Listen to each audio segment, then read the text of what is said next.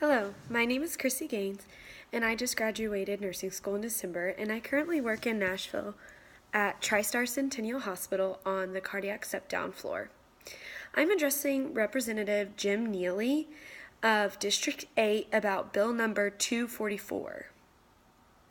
This bill establishes a pilot program to transfer the authority to inspect nursing homes from the Department of Health and Senior Services to local health departments.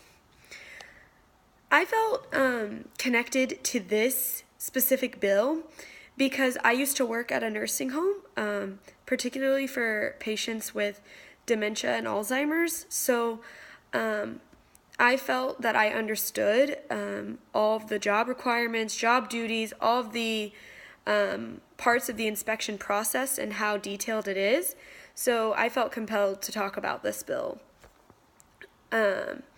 There are approximately 1,165 long-term care facilities with more than 81,100 beds licensed and inspected by the Department of Health and Human Services, Health and Senior Services. Of these facilities, there are 504 skilled nursing facilities, 24 intermediate care facilities, and 369 residential care facilities. Currently, the Department of Health and Senior Services conducts the inspection process, which includes an unannounced visit.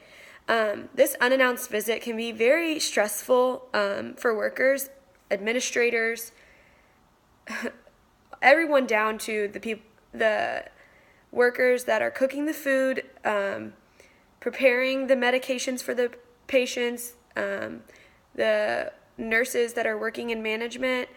And even this involves the housekeepers that help keep our hallways and patient rooms safe, clear of clutter. Everyone is affected by the inspections. Currently, when the Department of Health and Senior Services comes in, the inspection involves the residential quality of care and quality of life. They inspect the environmental services, dietary services, and fire safety. The inspection process involves observations and interviews with residents, family members, the faculty and staff, and then that is reviewed and documented by the Department of Health and Senior Services. After the inspection is complete, the Department of Health and Senior Services sends a written statement of deficiencies.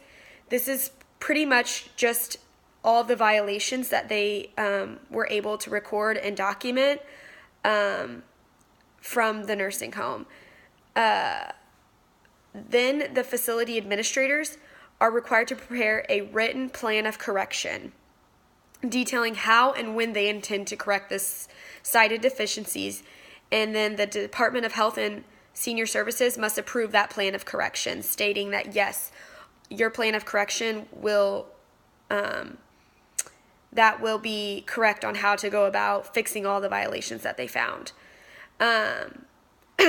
After that, the Department of Health and Senior Services may conduct up to 2 facility revisits to ensure that the required corrections are implemented and everything is going as planned again. Additional revisits are at the state's discretion.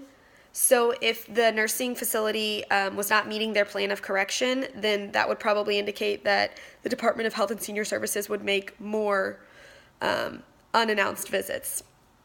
If the facility does not correct deficiencies upon a revisit, the state may impose penalties.